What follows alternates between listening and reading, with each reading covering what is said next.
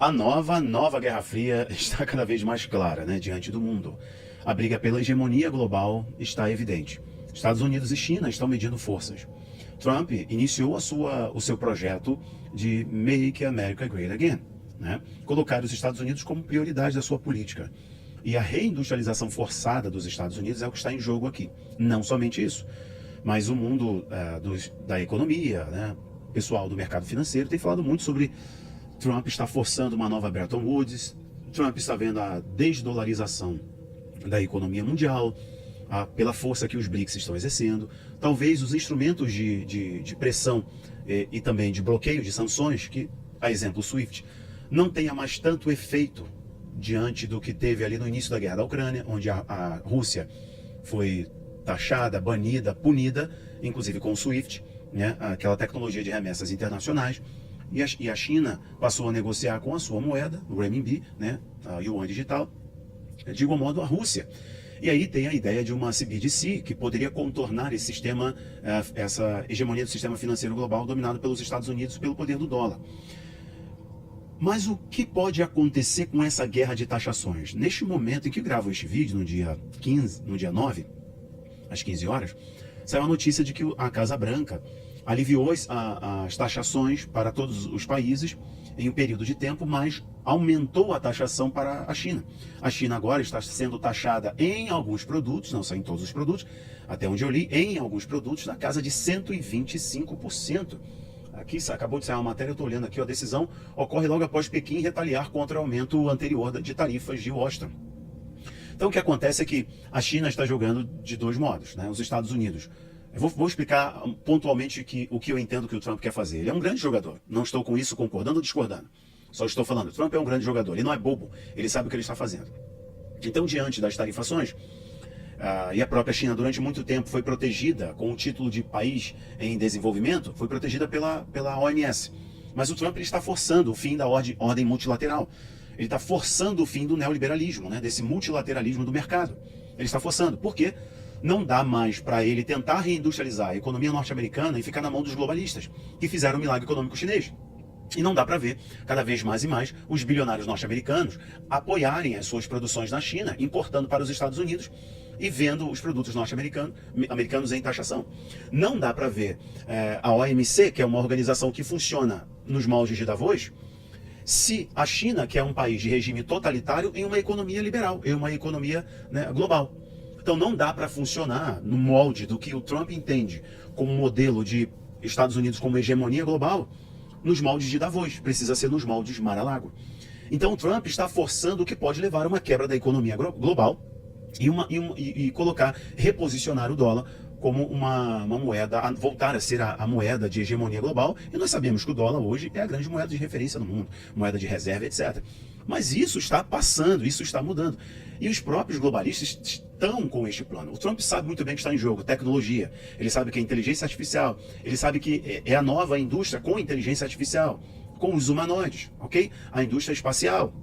E ele sabe que a China vai invadir Taiwan, não é questão se. A China já falou que vai retomar Taiwan, vai reanexar Taiwan. Nós sabemos que ela vai fazer isso, nós sabemos quando ela vai fazer e nós sabemos como. A China já divulgou o plano, como ela vai tomar Taiwan. Por terra, por água e pelo céu, como ela vai fazer isso. Apesar da população de Taiwan ter origem chinesa também, mas Taiwan tem na sua produção industrial, na sua tecnologia, né, que é o escudo de silício, quer dizer, exemplificando para você, Taiwan é o maior produtor mundial de semicondutores, de chips e semicondutores. Então o que vai nos computadores da inteligência artificial, nos computadores quânticos, o que vai nos robôs, o que vai no celular, o que vai no carro elétrico, o que vai nos foguetes, o que vai nos satélites, depende da produção de Taiwan. E Taiwan conta com a proteção dos Estados Unidos e a proteção do Japão. Então Trump está olhando mais à frente, não pense só em taxação, ele está olhando mais à frente. Ele está olhando para a corrida de domínio de inteligência artificial, da indústria de alta tecnologia, que é essa indústria que nós estamos vendo agora, certo? Que essa é a indústria da tecnologia mais avançada. Por isso que, inclusive, alguns bilionários vieram para apoiar o Trump, porque ele mostrou o que ia fazer, né? Inclusive o programa que ele criou, trazendo, né, os grandes nomes da Oracle, nomes da OpenAI, né, do ChatGPT e por aí vai, mostra exatamente o que ele quer. Ele quer reposicionar os Estados Unidos como uma potência hegemônica. Para isso ele precisa de terras raras, para isso ele precisa proteger Taiwan. Correto? Para isso ele precisa dos terras raras da Ucrânia, para isso ele precisa da Groenlândia, ele precisa de recursos, para isso ele precisa de carvão, para isso ele precisa de petróleo, para isso ele precisa de gás, para isso ele precisa de monitorar o espaço, por isso ele tem que estar lá posicionado na Groenlândia. Tá entendendo? Então é a hora agora, no começo do mandato, e não no fim do mandato, quando ele está objetivando a opinião pública para a reeleição. É agora que vai ter o desgaste, o George Soros vai vir, vai chamar ele de narcisista, vai chamá-lo de figura abjeta, todas as mídias vão execrar o Donald Trump, mas essa é a hora que ele pode jogar, contando com o apoio fresco ainda da sua base política, certo? Do Senado, contando com o apoio da Suprema Corte, contando com o apoio dos deputados, correto, senhoras e senhores? Contando com o apoio da opinião pública que o elegeu. Ele faz isso agora, porque essas medidas tendem a pesar no bolso do consumidor norte-americano. Então vejam, toda essa guerra de taxação a gente está olhando mais à frente uma jogada para a hegemonia global. O domínio de robôs, o domínio de carro elétrico, o domínio da nova tecnologia, o domínio da Groenlândia, o domínio de terras raras, porque a China tem hoje quase 80% ou mais do refino de terras raras, que vai para o seu celular, que vai para o carro elétrico, vai para os computadores de alta eficiência e por aí vai. Né? Você sabe muito bem que são as terras raras. O Brasil tem uma grande concentração de terras raras, o Brasil faz parte dos BRICS. A China, com seu Belt and Road, vem fazendo parceria e trazendo para si os países que são fornecedores de commodities. Então, vejam, a hora dele jogar é agora. Mas isso pode empurrar o mundo, forçar o mundo a ir para uma outra CBDC, uma outra moeda global, uma outra moeda de referência global, etc. Eu notei para vocês alguns pontos aqui que são interessantes. Então, neste momento, a taxação dos Estados Unidos para com a China está na casa de 125%, além do que já existia, os 50% que ele aumentou, e agora tem mais um percentual dada a retaliação da China, aumentando também a importação dos produtos produzidos nos Estados Unidos, né? A importação norte-americana. Quem sofre mais nesse negócio, Rafael? Quem sofre mais? A priori, a China. Mas também temos que falar que 40% dos lucros das corporações norte-americanas estão fora do país. Porém, hoje tem dois lados. A China é quem sofre mais. O secretário de Tesouro dos Estados Unidos ameaçou banir as empresas chinesas que estão listadas nas bolsas dos Estados Unidos. Isso seria um problemaço. Taxar as empresas chinesas, a produção chinesa, neste ponto, pode fazer com que os importadores norte-americanos evitem importar produtos chineses agora. O que força a reindustrialização dos Estados Unidos. Porque se produzir na China é mais barato, porque lá você tem um Estado autoritário, uma economia liberal, né? Eles desvalorizam a moeda propositalmente para ser mais competitivo no mercado internacional. As pessoas trabalham lá, em alguns lugares quase que trabalho escravo, mas em outros lugares, de modo geral, eles têm muito dinheiro porque produzem muito, é uma população na casa de bilhão. Fica muito mais vantajoso produzir na China e trazer para o seu país. O Trump quer forçar essa engrenagem, ele quer reverter essa balança.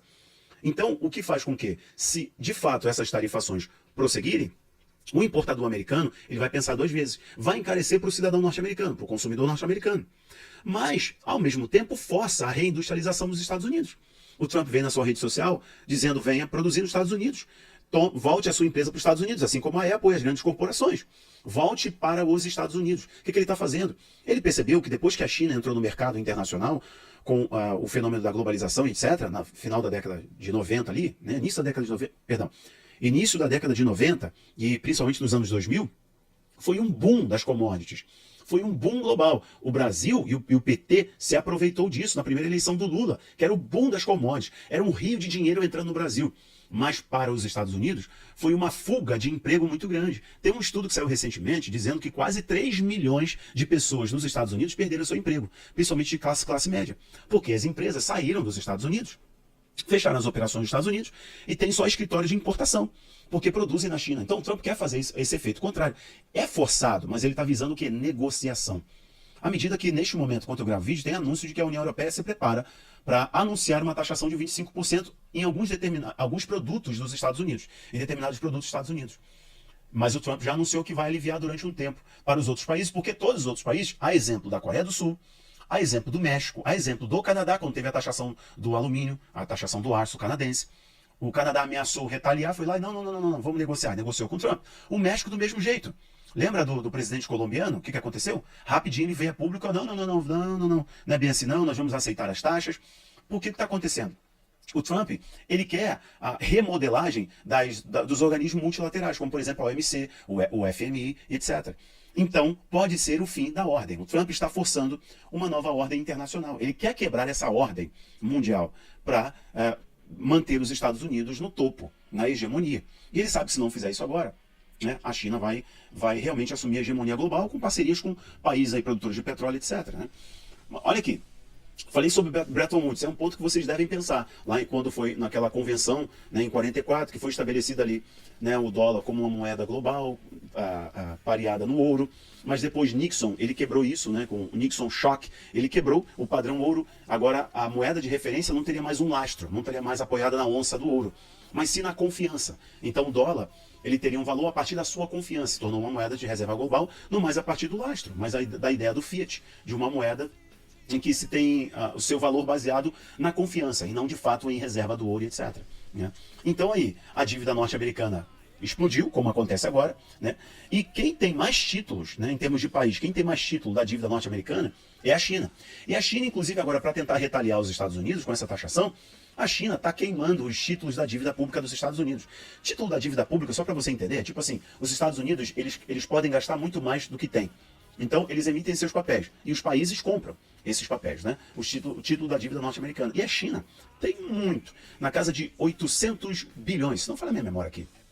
Eu até dei uma pesquisada nesse valor. Se não me engano, está na casa de 800 bilhões de dólares que está na mão da China.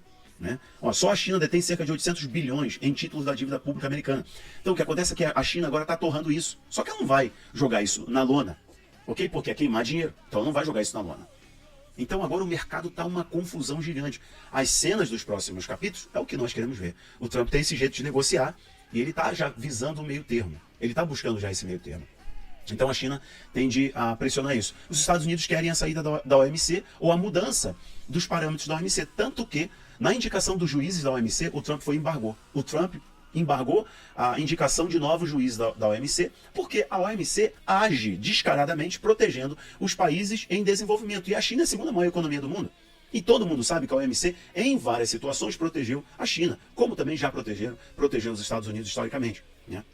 Mas as organizações multilaterais do pós-guerra, na ordem do pós-guerra, elas estão ruindo, o que pode levar esse mundo para este marasmo, né? Que pode surgir uma guerra, por causa dessa situação, ou por causa da invasão de Taiwan, ou por causa da questão do ataque ao Irã, pode fazer surgir uma terceira guerra mundial, né, de fato, ou o mundo ir para esse marasmo e ir para a solução de uma outra moeda global, que é o sonho, né, do sistema mundial, e já está tudo preparado, na verdade, pelo FMI. E agora, o que pode acontecer? Cenário 1, para a gente poder concluir. Olha só, cenário 1. O Trump chegar no termo que ele quer, de uma tarifação universal de 10% para todos os países, o fim prático e objetivo da OMS como um órgão relevante, o avanço da política de separação econômica da China e a reindustrialização forçada dos Estados Unidos, e surgir, então, né, uma nova moeda mundial, uma nova moeda de paridade mundial, ou a redolarização da economia global. Cenário 2. A China vai acelerar sua influência com os BRICS, no caso o Sul Global, forçando aí o Yuan como uma moeda de paridade para as negociações entre esses países. Inclusive forçando uma CBDC do bloco, coisa que eles já estão avançando, e o próprio presidente do Brasil já falou sobre isso. Cenário 3, uma ruptura sistêmica, o colapso do dólar, a queda da confiança dos títulos americanos, vai estourar a bolha econômica mundial, está todo mundo falando que a bolha vai estourar, essa bolha da dívida global vai estourar, e aí o mundo realmente entra num colapso. Né? E aí as guerras cambiais tendem a explodir no mundo inteiro. Bom, são esses três cenários, né, que eu acredito que o Trump vai chegar dentro do termo que ele quer, que é essa da tarifação de 10%, o fim desse multilateralismo como nós conhecemos, dessa ordem neoliberal, voltando àquela questão mais do protecionismo e dos eixos regionais muito mais fortalecidos do que dessa ideia de multilateralismo neoliberal que não vem funcionando e já dá sinais de que a ordem está passando e uma outra ordem vai surgir. E as revistas, os canais, os portais globalistas estão falando dessa outra ordem há muito tempo, né? Bom, senhoras e senhores, eu paro por aqui, espero que vocês tenham entendido. Ó, se quiser estudar conosco no AbaPlay, aproveita 20% de desconto, o link está aqui embaixo para você aprender sobre geopolítica. O link está aqui embaixo. Um abraço, tchau, tchau.